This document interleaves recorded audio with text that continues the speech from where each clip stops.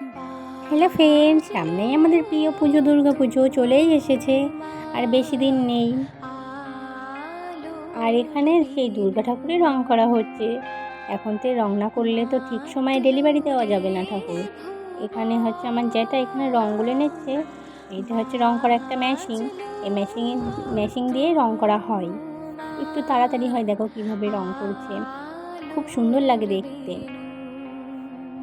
আর এই দেখো কত ঠাকুর রং করা হয়েছে, এখনও অনেক কাজ বাকি রয়েছে। একটা দুর্গা ঠাকুরের তো অনেক কাজ, তোমাদের সাথে অল্প অল্প করে সব শেয়ার করবো, খুনি তোমরা দেখবে। আর এখানে আমার বড় মাও রং করে নিচ্ছে।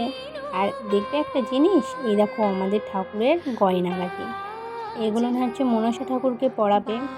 কত সুন্দর লাগছে দেখো তোমাদের।